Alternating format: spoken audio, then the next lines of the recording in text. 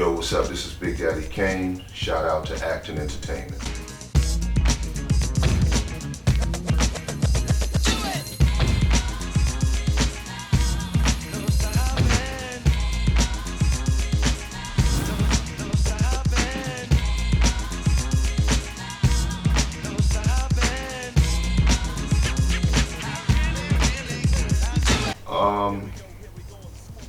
I think that pursuing a career at a young age leaves room for development.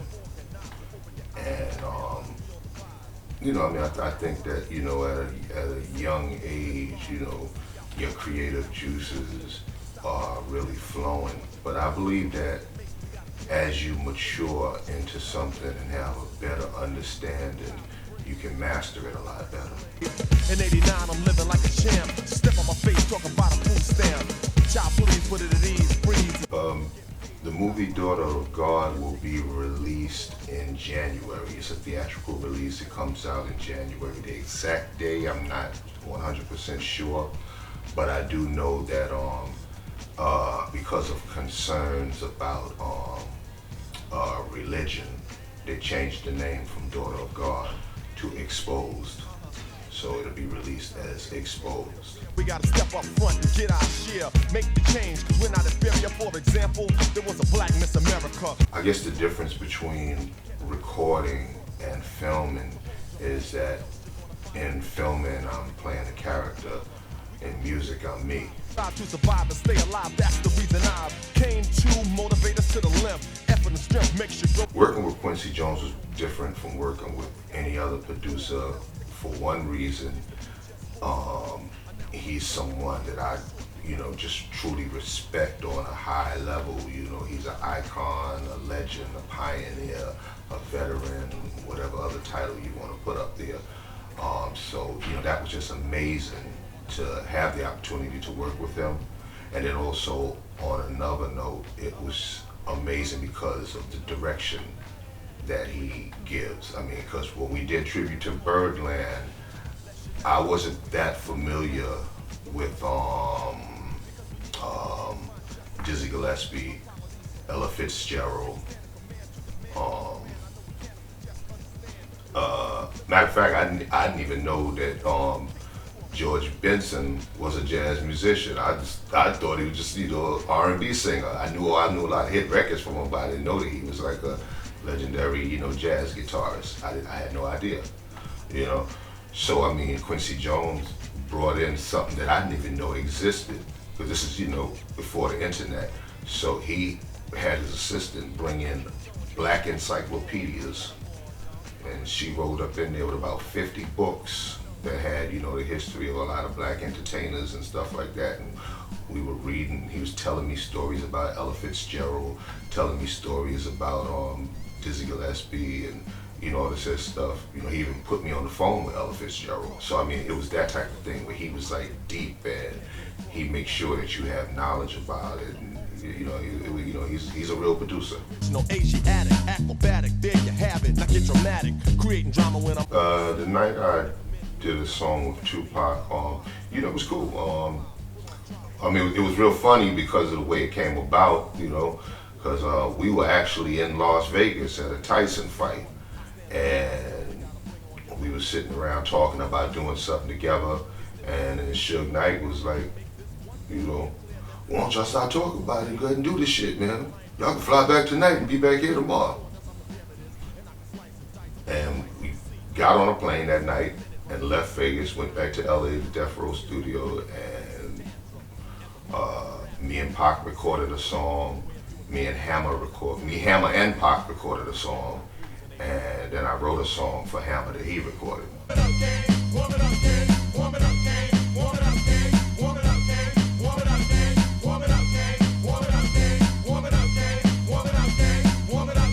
Well, I think that young artists can find stay power if they, really make their fan base acknowledge them.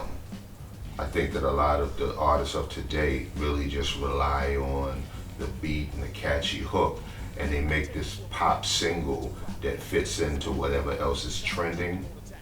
And it's successful for the moment until another song just like it, knocks it out the box, and that also knocks you out the box because you never took the time to really introduce yourself to the audience, make the audience embrace you.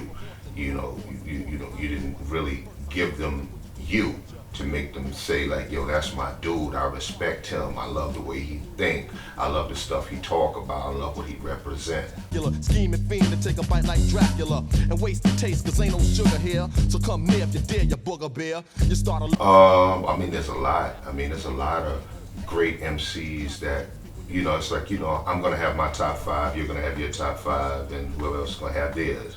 And I think there's a lot of great MCs that can go in people's top five. Such as myself, Rakim, G-Rap, Nas, Biggie, Jay-Z, Eminem, Big Pun,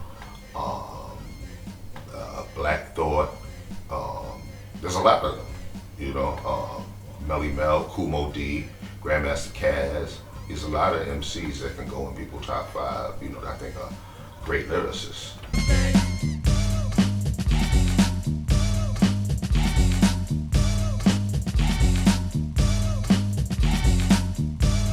I definitely think that artists should try to help the younger generation coming up to get their shine on and break through into the industry.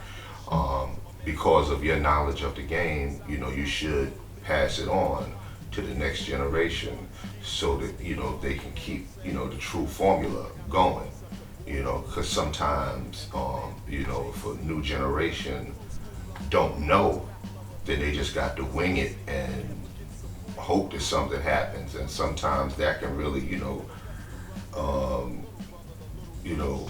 throw things off, man. When I say throw things off, I mean we make it where you're in a time period with a bunch of bad music. I'm with this. I'm just gonna sit here laid back to this nice mellow beat, I guess some of the rappers today that I think really contribute to hip hop would probably be Kendrick Lamar, J. Cole, Logic.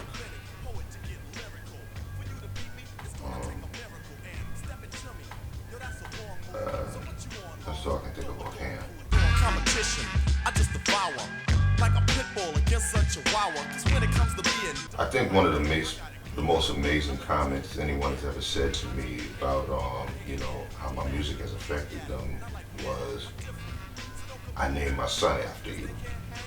That's a powerful thing for someone to name their child after you.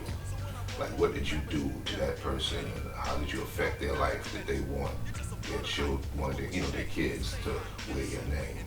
When you tried to front so I can chop into your body, just because you try to be basic. I think the hardest choice I had to make in my career was probably leaving Warner Brothers to go to MCA.